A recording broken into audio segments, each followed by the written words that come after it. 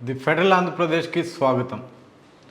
ఆంధ్రప్రదేశ్ రాష్ట్రంలో ఇప్పటివరకు అణిగి సర్దుమణిగి పైకి కనిపించకుండా ఉన్నటువంటి కమ్మలకు కాపులకు మధ్య వైరం మళ్ళా తెరపైకి వచ్చిందా? దీనికి అసెంబ్లీ వేదిక అయ్యిందా? అసెంబ్లీలో డిప్యూటీ సీఎం పవన్ కళ్యాణ్ మీద, ఆయన అన్నయ్య మెగాస్టార్ చిరంజీవి మీద కూటమి అంటే టీడీపీకి చెందినటువంటి ఎమ్మెల్యేలు చేసిన వ్యాఖ్యలే దీనికి కారణమయ్యాయా? ఈ నేపథ్యంలో నివురు గప్పిన నిప్పులా ఉన్నటువంటి కాపు కమ్మల మధ్య వైరం మళ్ళా తెరపైకి వచ్చిందా అన్న విషయాలు పెద్ద ఎత్తున తెరపైకి వచ్చాయి. ఇటీవల జరిగినటువంటి అసెంబ్లీ సమావేశాల్లో పవన్ కళ్యాణ్ని టార్గెట్ చేశారు.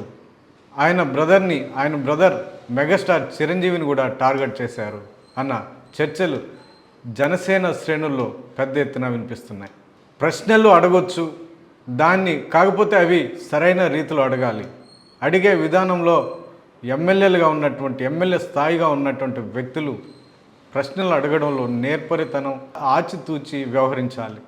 ఎవరి మనసులను ఒప్పించకుండా ప్రశ్నించాలి, సబ్జెక్టు పరంగా ప్రశ్నించాలి. కానీ అలా చేయలేదు. బోండా ఉమా డైరెక్ట్గా పవన్ కళ్యాణ్ టార్గెట్ చేస్తూ ప్రశ్నలు అడిగారు. దీనివల్ల ఆయన మనసు నొచ్చుకుంది అన్న చర్చలు కూడా జనసేన శ్రేణుల్లో వినిపిస్తున్నాయి. పొల్యూషన్ కంట్రోల్ బోర్డు అసలు ఉందా లేదా, అసలు ఆ బోర్డు కానీ దాంట్లో ఉన్న టాస్క్ ఫోర్స్ కానీ దాంట్లో ఉన్న మెంబర్ సెక్రటరీ కానీ ఎక్కడా కూడా పని చేస్తున్నట్టు ఎక్కడా కనపడతలేదు. అది ఏదన్నా పని మీద వెళ్తే డిప్యూటీ సీఎం గారి పేరు చెప్తున్నారు. అధ్యక్ష, ఆయన చేయొద్దన్నారు, ఆయన ఆఫీస్ నుంచి చెప్పాలి, ఆయన మాట్లాడాలి, ఆయన వెళ్తే కలవట్లేదు అని డైరెక్ట్ గా చైర్మన్ గారు చెప్తారు. అధ్యక్ష, విజయవాడలో పొల్యూషన్ కంట్రోల్ బోర్డు ఉండి కూడా విజయవాడలో పట్టించుకోని పరిస్థితి. అధ్యక్ష, కాబట్టి గౌరవ డిప్యూటీ సీఎం గారిని కోరుతున్నాం. అధ్యక్ష, పొల్యూషన్ కంట్రోల్ బోర్డుని కొంచెం పనిచేసే విధంగా ఆయన కొంచెం గట్టిగా మందలించాలి. అధ్యక్ష, ఆయన చెప్పాలి. అధ్యక్ష, ఏదన్నా రిప్రజెంటేషన్ ఆయన దగ్గరికి గౌరవ చైర్మన్ పొల్యూషన్ కంట్రోల్ బోర్డు తీసుకెళ్తే, నేను ఇలాంటి ఎమ్మెల్యేలు చాలా మంది చెప్పారు, నా 40 సంవత్సరాల నుంచి చాలా మంది చెప్పారని చెప్పి మాట్లాడుతున్నారు. అధ్యక్ష, అది కరెక్ట్ కాదు. అధ్యక్ష, సరే, అది ప్రశ్నల వరకు అడిగారు. దానికి పవన్ కళ్యాణ్ సరైన సమాధానం చెప్పారన్న విషయాన్ని పక్కన పెడితే, అసలు సభలో ఏమాత్రం సంబంధం లేనటువంటి మెగాస్టార్ చిరంజీవి ప్రస్తావన ఎందుకు వచ్చింది?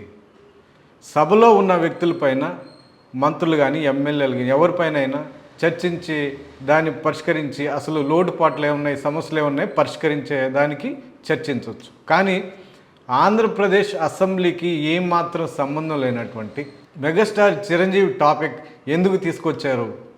ఆయనను అడ్డం పెట్టుకొని జగన్ని విమర్శలు చేయడానికి ఆయన అడ్డం పెట్టుకున్నారా, లేకపోతే ఆయన్నే టార్గెట్ చేశారన్న చర్చ కూడా ఉంది.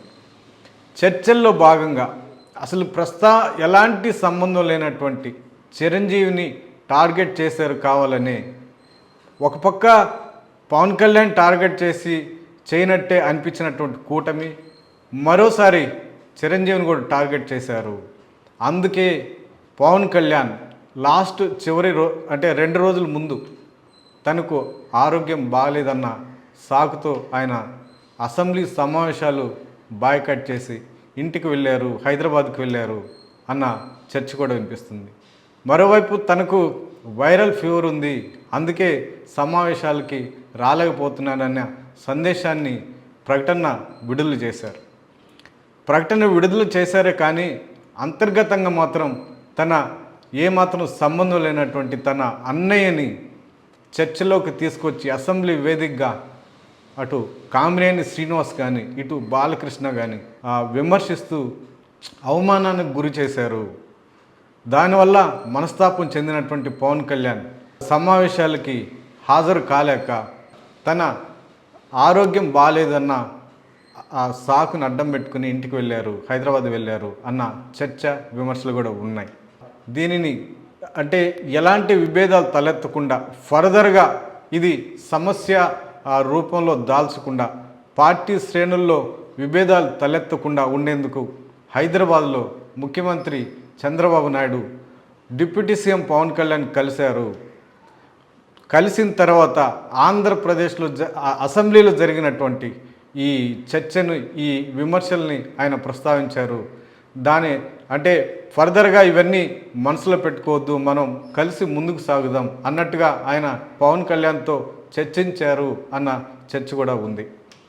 ఇదంతా ఒకవైపు అయితే, అసెంబ్లీ చర్చలు ఒకసారి పరిశీలిస్తే సామాన్య ప్రజలు పడుతున్నటువంటి ఇబ్బందులు కానీ సమస్యలు కానీ ఏమాత్రం చర్చకు రాలేదన్న విమర్శలు కూడా పెద్ద ఎత్తున వినిపిస్తున్నాయి. లా అండ్ ఆర్డర్ మీద, శాంతి భద్రతల విషయాల మీద పెద్ద ఎత్తున చర్చించినట్టే అనిపించిన ఆంధ్రప్రదేశ్ అసెంబ్లీలో విపరీతమైనటువంటి దాడులు జరుగుతున్న నేపథ్యంలో అటు కైక్లూరులో కానీ, అంతకుముందు పిఠాపురంలో కానీ, అంతకుముందు తెనాలిలో కానీ, అంతకుముందు అనంతపురంలో కానీ చాలా పెద్ద ఎత్తున దళితులపైన, బీసీలపైన, తర్వాత మహిళలపైన అగత్యాలు జరుగుతుంటే వాటి మీద ఏమాత్రం అసెంబ్లీలో చర్చించలేదు. అంటే ఏ విధంగా ఈ దాడులను అరికట్టాలి అన్న విషయం మీద చర్చలు జరగలేదు అన్న విమర్శలు కూడా సీఎం చంద్రబాబు పైన కానీ, కూటమి ప్రభుత్వం మీద, అసెంబ్లీ నిర్వహణ మీద పెద్ద ఎత్తున వినిపిస్తున్నాయి. భారీ ఎత్తున నిధులు వెచ్చించి ఖర్చు పెట్టి అసెంబ్లీ సమావేశాలు జరుగుతున్న సమయాల్లో సామాన్య ప్రజల కష్ట నష్టాలు, దాడులు ఇలాంటి అంశాల మీద చర్చించకుండా మొత్తం సొంత డబ్బా కొట్టుకున్నారు, ఆత్మస్థుతి పరనిందలాగే కూటమి ప్రభుత్వం వ్యవహరించింది అన్న విమర్శలు కూడా పెద్ద ఎత్తున వినిపిస్తున్నాయి. ఇదంతా ఒకవైపు అయితే, మరోవైపు శాసన మండలి చైర్మన్ మోషన్ రాజును కూడా అవమానించారు, కూటమి ప్రభుత్వం అవమానించింది. ఇది చాలా దారుణమైన విషయం. ఎప్పుడు ఇలాంటి విషయం ఆంధ్రప్రదేశ్ అసెంబ్లీ చరిత్రలో జరగలేదు. కేవలం దళితుడనే ఆయన్ని అవమానిస్తున్నారు కూటమి ప్రభుత్వ నేతలు, నాయకులు. మండలి వేదికగా దీన్ని చేసుకుంటున్నారు అన్న విమర్శలు వైసీపీ ప్రతిపక్షం పెద్ద ఎత్తున విమర్శలు గుప్పించింది. దీని మీద చర్చకు కూడా పట్టుబట్టింది. అదే కాదు, వాళ్ళకి అంటే శాసన మండలి సభ్యులకు కానీ, శాసనసభ్యులకు కానీ సరఫరా చేసే కాఫీలు, టీలు, భోజనాల్లో కూడా వివక్ష చూపిస్తున్నారు. కూటమి వాళ్ళకి ఒకలాగా, వైసీపీ వాళ్ళకి మరోలాగా సరఫరా చేస్తూ చాలా వివక్షపూరితమైన వాతావరణం ఎప్పుడూ ఎన్నడూ లేని విధంగా కూటమి ప్రభుత్వం చేస్తూ ఉంది. ఇది అత్యంత దారుణమైన విషయం అన్న విమర్శలు వైసీపీ వాళ్ళు పెద్ద ఎత్తున విమర్శించారు. క్యాంటీన్కి వెళ్ళండి అధ్యక్ష, క్యాంటీన్లో ఎమ్మెల్యే క్యాంటీన్కి, ఎమ్మెల్సీ క్యాంటీన్కి ఒకసారి మీరు పర్యవేక్షణ చేసిన తర్వాత మీరు చేయండి అధ్యక్ష. బాబు